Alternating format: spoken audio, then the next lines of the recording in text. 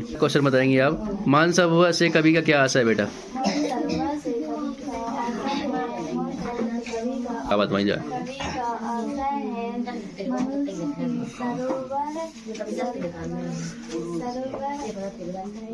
मान सरोवर से कवि का आशय है, मन रूपी पवित्र सरोवर से है। मनुष्य के मन में स्वच्छ विचार रूपी जल भरा है। ठीक है, अब बताएंगे आप, इस संसार में सच्चा संत कौन कहलाता है? इस संसार में सच्चा संत लोभ मोह माया पराय जाति पाति के बंधन एवं। इसमें क्या हो जाएगा, जैसे जो लोभ मोह माया, लोभ जानते ही हो, मोह माया जाने तो लोभ मतलब जिनको लगी हमारे सब हमाओ, मोह माया क्या हमारी को है, हमारी को सब कुछ होना चाहिए, बस अपने पराई के जो हमारे दूसरे हैं, जाति पंथी की वो बंधन हो संप्रदाय हो, इनसे उठकर क्या कर भक्ति करवे।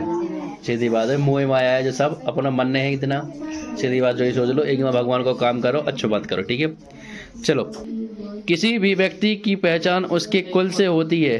किसी भी व्यक्ति की पहचान उसके कर्मों से होते हैं, कुल से नहीं, क्योंकि ऊंचे कुल में जन्म लेने वाला व्यक्ति अच्छी तरह नहीं करता है तो वह स्थानीय नहीं हो पाता है, सम्मानीय नहीं हो जाता है, नहीं हो पाता है।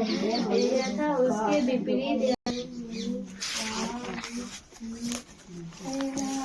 जी भाई, अन्य महत्वपूर्ण का नहीं सीखे जी, तो वही तो पूछ रहे।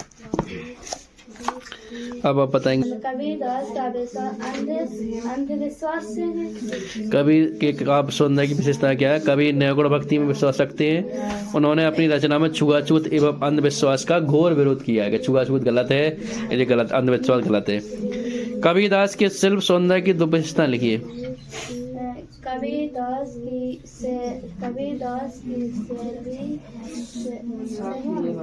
कबीरदास ने साखी सावध आदि पदों में अपने काव्य की रचना की है।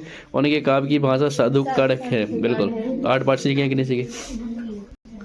अध्याय 8 बाक, इसके क्वेश्चन देखेंगे, महत्वपूर्ण जो आपके पेपर में आ सकते हैं। रस्सी यहाँ किसके लिए प्रयुक्त हुआ है, वह कैसी है बताएं?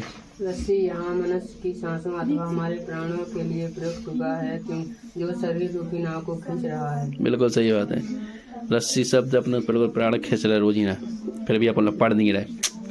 कवियत्री के द्वारा मुक्ति के लिए किए जाने वाले प्रयास व्यर्थ क्यों हो रहे हैं? कवियत्री के द्वारा मुक्ति के लिए किए जाने वाले प्रयास व्यर्थ इसलिए हो रहे हैं क्योंकि उन्होंने मोह माया का त्याग किए बिना कोरी प्रभु की भक्ति में खुद स्वयं को भाव सागर पार करना। बिल्कुल सही बात है, पार करना चाहे, बंधन तोड़ना पड़े जी, हमारा दद्दा को, जो नन्ना को, जो मुन्ना को नहीं छोड़ना पड़ेगा, तब जाके कुछ होगा।